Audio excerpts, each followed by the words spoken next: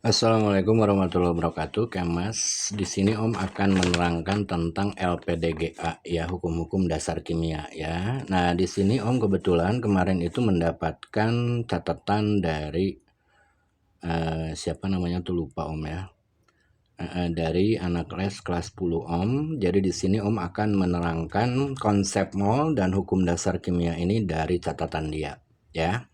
Pertama LPDGA ya, di sini kamu harus hafal ya, LPDGA.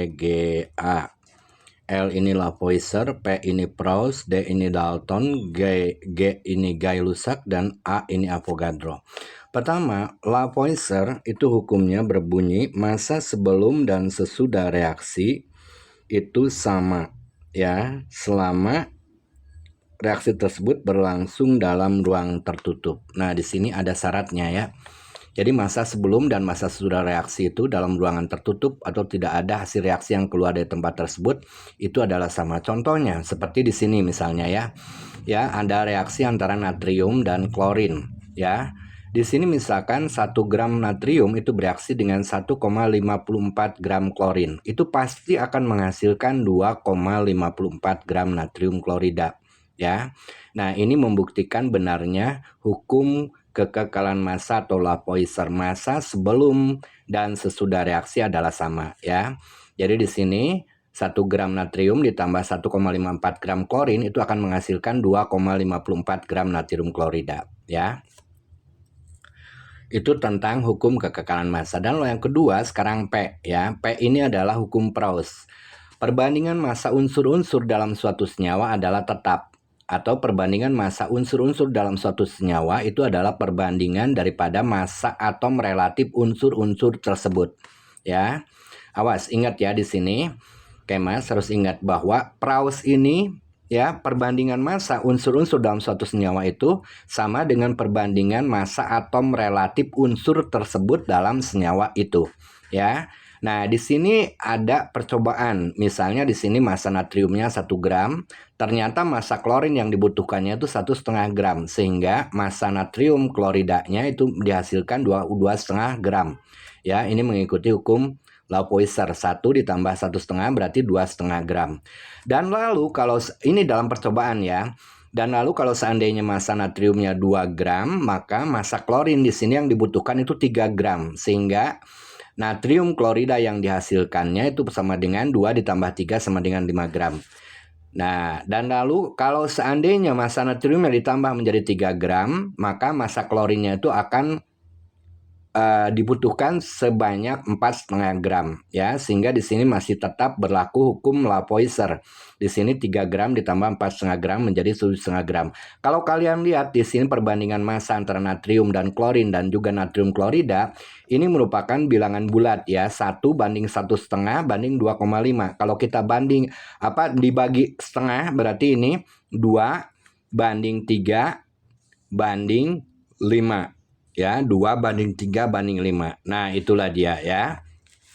Nah, selain dari hasil percobaan ya, perbandingan massa-massa unsur ini selain diketahui dari percobaan seperti di atas ini ya kan, bisa juga perbandingan massa unsur-unsur dalam suatu nyawa ini ditentukan dari massa atom relatif unsur tersebut.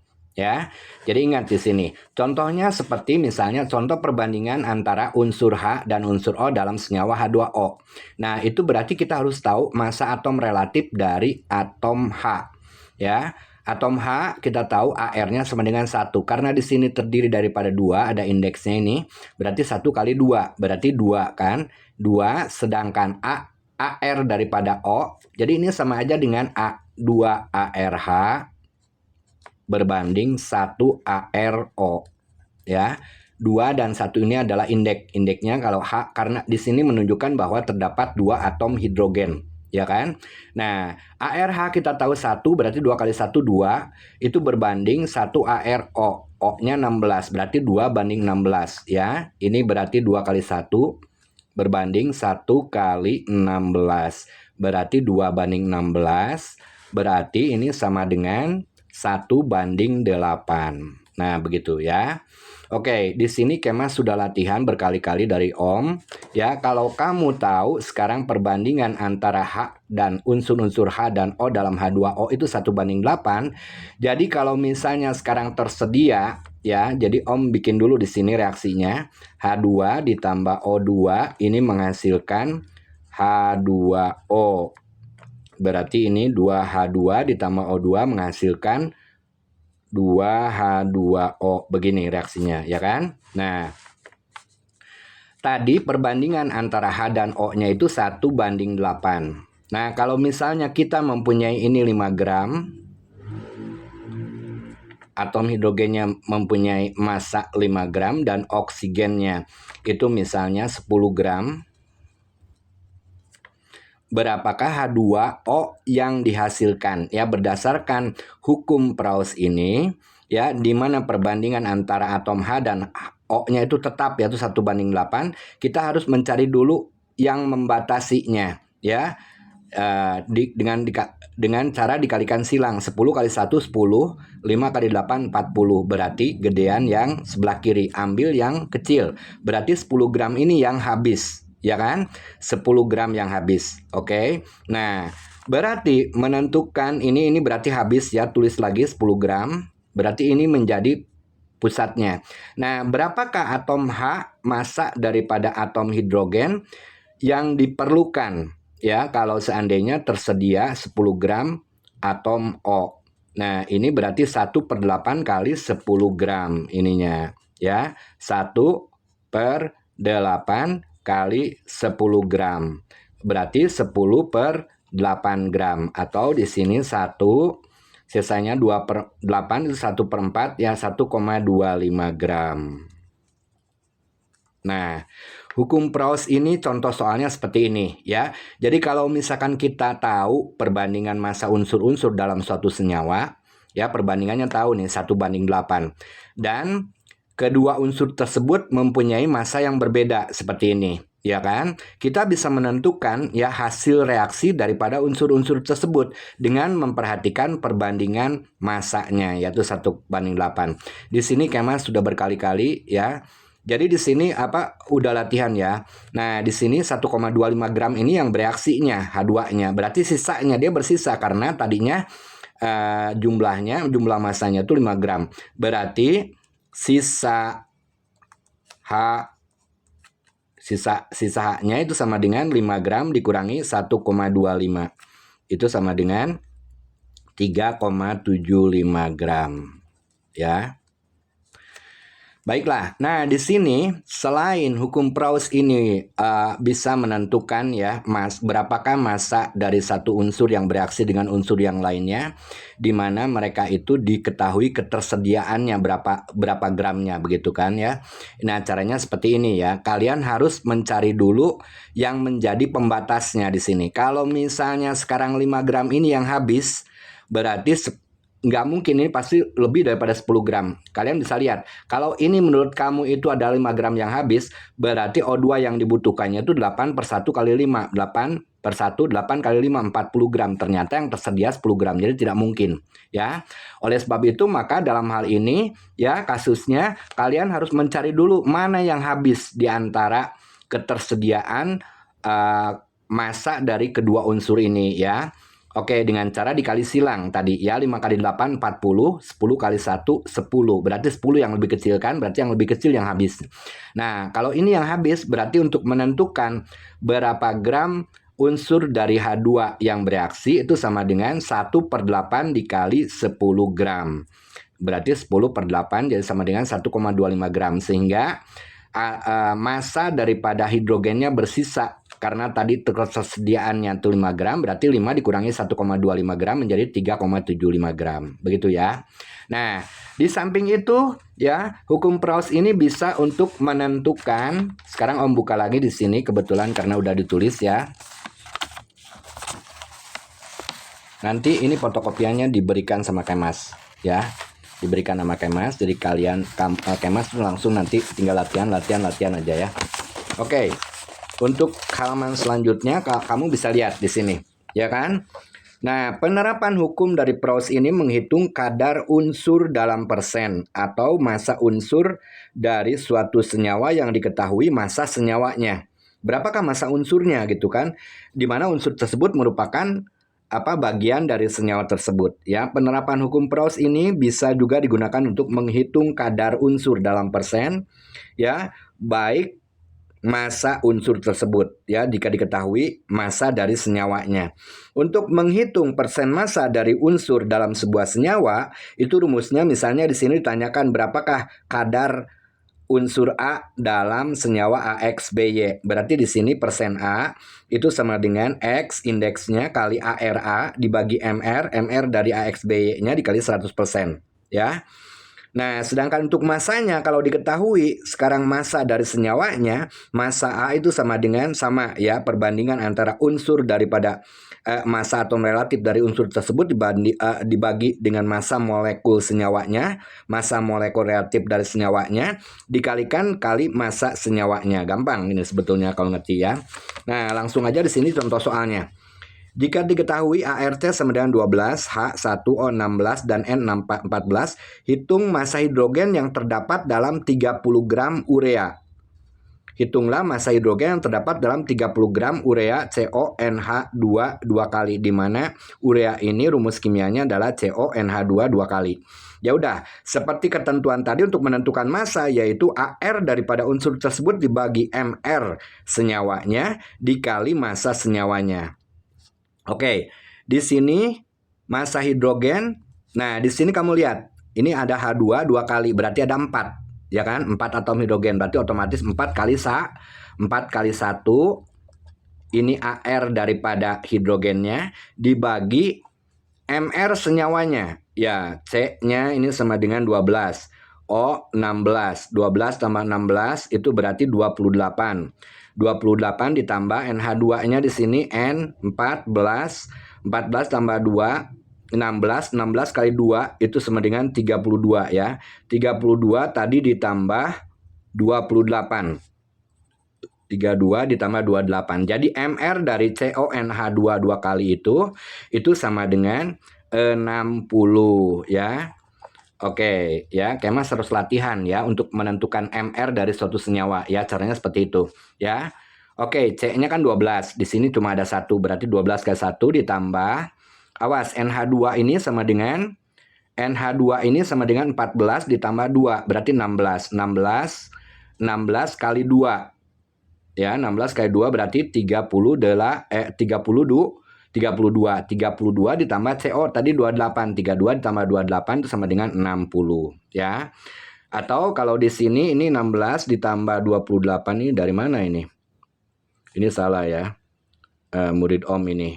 Ya, caranya seperti itu ya. C-nya 12. 12 ditambah 16 berarti 28 CO-nya ya kan. NH2-nya ada 2 kali. NH2-nya hitung dulu. N-nya 14, H-nya 2. Berarti 14 ditambah 2 sama dengan 16. 16 kali 2, 32. 32 ditambah CO. Tadi CO 28 berarti 60. Jadi massa daripada unsur H yang terdapat dalam 30 gram CONH2 dua kali sama dengan AR daripada H dibagi MR-nya 4 kali 1 4 per 60 dikali 30 gram. Ya kan? Nah, ini tinggal dicoret di sini ya. 30 dengan 60 berarti 2. 4 dibagi 2 berarti 2 gram. Jadi dalam 30 gram urea atau CONH2 dua kali itu terdapat mengandung unsur hidrogennya sebanyak 2 gram. Bagaimana dengan unsur C-nya? Kalau unsur C-nya berarti bukan 4 kali 1, tapi di sini ya C-nya sama dengan 12. Ya kan? 12 per 60 kali 30 gram. Ya, unsur C-nya. Kalau N-nya berarti berapakah massa unsur nitrogen yang terdapat dalam 30 gram urea? Ya udah, berarti AR daripada N tersebut yaitu 14 ya. Karena ada 2 di sini 28 berarti. Karena ada 2 di sini. Oh, nggak kelihatan ya. Kemas nggak kelihatan. Sorry. Ya kan? Nah, N-nya karena ada 2 berarti 14 kali 2, 28. 28 per 60 28 per 60 dikali 30 gram, begitu. Bagaimana dengan unsur oksigennya? Unsur oksigennya, ya udah berarti ARO dibagi MR dari CONH2 dua kali dikali massa daripada CONH2 dua kalinya. Kalau O berarti otomatis ARO-nya 16, 16 dibagi 60 dikali 30 gram. Ya, gampang ya. Jadi caranya seperti itu. Jadi hukum Proust ini yang mengatakan bahwa perbandingan massa unsur-unsur dalam suatu senyawa adalah tetap, itu bisa untuk menentukan kadar unsur yang terdapat dalam suatu senyawa ataupun massa unsur dari suatu senyawa yang diketahui massa senyawa tersebut, ya. Nah, mudah-mudahan paham ya. Oke. Nah, sekarang ada lagi nomor 2 di sini. Diketahui ARFE sama dengan 56. S 32 O 16. Hitung massa belerang yang terdapat dalam 40 gram Fe2SO4 3 kali. Nah, seperti tadi Om bilang bahwasanya untuk menentukan massa suatu unsur dalam suatu senyawa, itu AR unsur tersebut dibagi MR senyawa tersebut dikali massa dari senyawa tersebut. Nah, di sini S32 ada 3, berarti kan 32 kali 32 kali 3. Nah, kita hitung juga di sini MR dari Fe2SO4 3 kali. Fe-nya 56 kali 2 itu berarti 56 kali 2 ditambah SO4-nya sekarang. S-nya tadi 32, O4-nya itu 4 kali 16. Ya, 64 ditambah 32. Berarti itu 96, ya kan? 96 kali 3. 96 kali 3. Berarti ini 112 ditambah 96 kali 3. 3 kali 90, 270. 270 ditambah 18, 288. 112 ditambah 288 sama dengan 400. Jadi MR atau massa molekul relatif dari Fe2SO4 3 kali itu sama dengan 400. Nah, tadi diketahui berapakah massa belerang yang terdapat dalam 40 gram Fe2SO4 3 kali. Tadi kita udah menghitung ya AR dari belerang tersebut yang mempunyai 3 atom belerang, berarti 3 kali 32 kan. 3 kali 32 sama dengan 96 dibagi 400 dikali 40 gram, ya kan. Nah, 40 dengan 400 nya kita coret, berarti di sini 10 bawahnya, jadi 96 dibagi 10 sama dengan 9,6 gram, ya kan. Nah, begitu ya, gampang ya. Jadi, sekali lagi hukum Proust ini untuk menghitung massa unsur dalam suatu senyawa, yang mana senyawanya tersebut juga diketahui massanya, ya. Yaitu caranya yaitu AR dari unsur tersebut dibagi MR dari senyawanya dikali massa dari senyawanya. Begitu ya. Oke, itu tentang hukum perbandingan tetap atau hukum Proust, ya. Jadi bisa untuk menentukan massa unsur dalam sebuah senyawa dan bisa juga untuk menentukan kadar daripada unsur tersebut. Kalau kadar itu sama aja AR dari unsur tersebut dibagi MR senyawanya dikali 100%, ya. Dikali 100%. Seperti ini 9,6 gram, ya, 9,6 gram ini dikalikan 100%. Berarti 9,6 gram dikali 100%. Berarti 9,6%,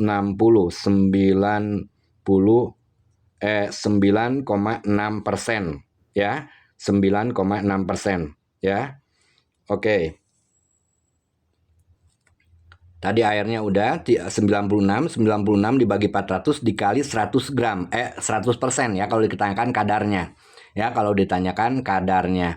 Berarti 96 dibagi 400. Kalau ditanyakan kadarnya nih, tadi kan masanya ya 9,6 gram. Ya udah aja, ini bisa aja seperti ini. 9,6 kali 40 gram dikali 100% ini juga bisa.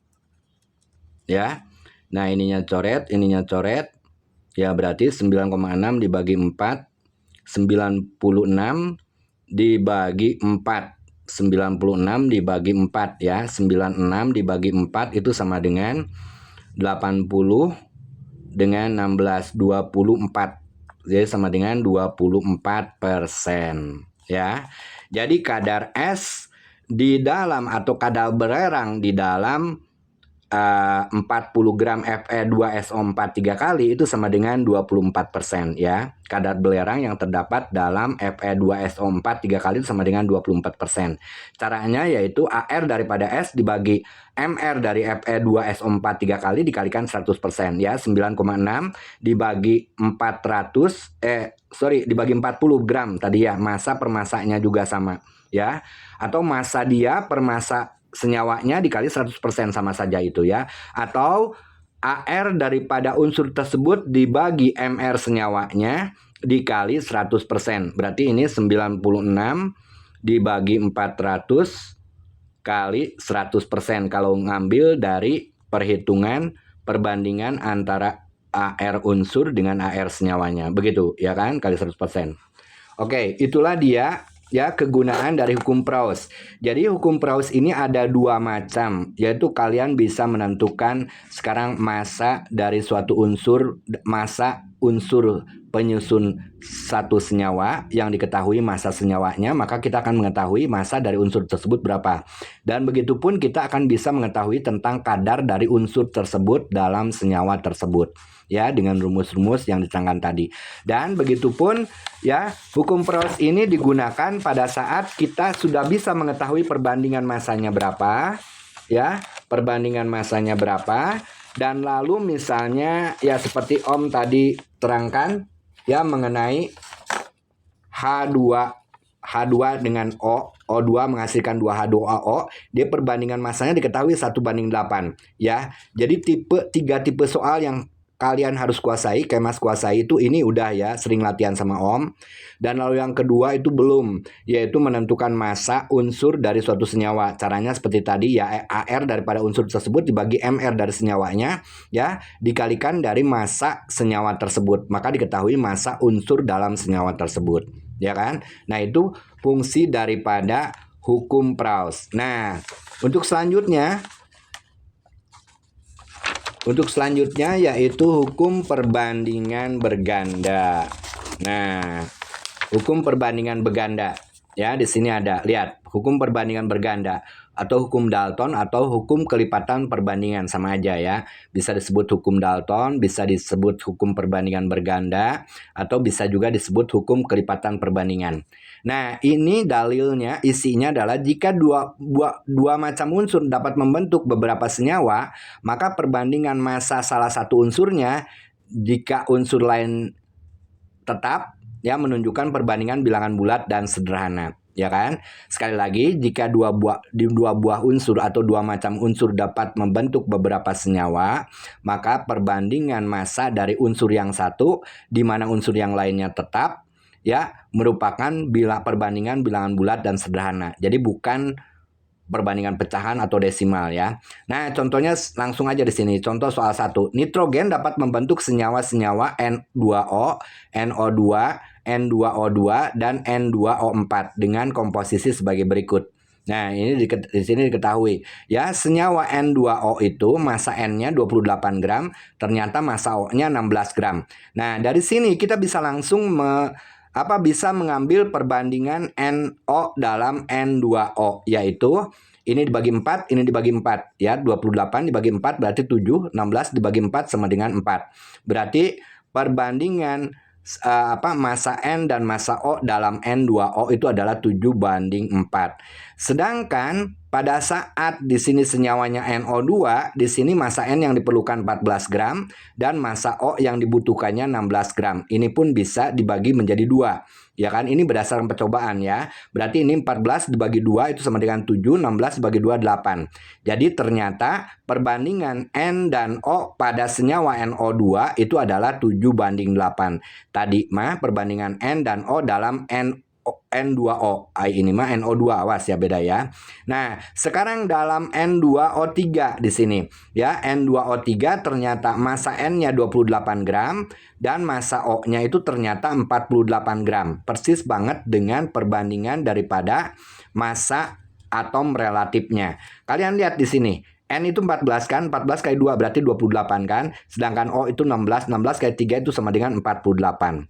Ya kan? Nah, jadi perbandingan massanya itu adalah 28 banding 48 gram. Kita bagi 7 lagi berarti ini 4, ini dibagi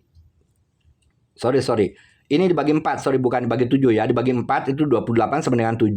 48 dibagi 4 sama dengan 12. Berarti perbandingannya 7 banding 12. Sedangkan perbandingan massa N dan O dalam N2O4 itu bisa langsung. Berarti 28 berbanding 16 kali 4, 64 gram. Ya kan, 28 gram banding 64 gram. Berarti otomatis di sini ya, setelah dibagi oleh 4, dia akan menghasilkan perbandingan yang paling sederhana, yaitu 7 banding 16. Nah, kalian lihat ya, perbandingan massa unsur yang kedua, di mana unsur yang pertamanya tetap, itu berbanding sebagai bilangan bulat yang sederhana. Kamu lihat di sini, perbandingan massa unsur yang pertama yaitu nitrogen dibuat 7 semua. Ya, berarti tetap ya 7. Ternyata perbandingan massa unsur yang satunya lagi berbanding sebagai 4 banding 8 banding 12 banding 16. 4 banding 8 banding 12 banding 16. Ini bisa dibagi 4, berarti 4 bagi 4 1, 8 bagi 4 2, 1 berbanding 2 berbanding 3 berbanding 4. 1 berbanding 2 berbanding 3 berbanding 4. Nah, itulah maksudnya perbandingan berganda ya, atau hukum kelipatan perbandingan ya. Oke, di sini ada lagi contoh soal. Unsur P dan Q dapat membentuk dua macam senyawa berikut ya. Senyawa 1, nih senyawa yang dibentuk oleh P dan Q itu dia mengandung unsur P-nya 25%. Sedangkan unsur Q-nya otomatis, kalau P-nya 25% berarti unsur Q-nya 100 dikurangi 25% berarti 75%, ya kan? Nah, ini bisa kita langsung ya sederhanakan perbandingan ini menjadi 1 banding 3. Ini 1, ini 3, ya kan? Nah, sedangkan P dan Q ini dapat membentuk senyawa lain, yaitu senyawa kedua, di mana unsur P-nya itu terdiri dari sebesar 50%. Berarti otomatis kalau unsur P-nya 50%, unsur Q-nya juga 50%. Berarti di sini 1 banding 1. Dan ternyata di sini sudah langsung sama. Ya, unsur P-nya ini 1, ini 1. Nah, berarti perbandingan unsur Q pada kedua senyawa tersebut adalah 3 banding 1. Begitu ya. Nah, gampang kan? Nah, itu adalah perbandingan berganda. Dan lalu untuk selanjutnya,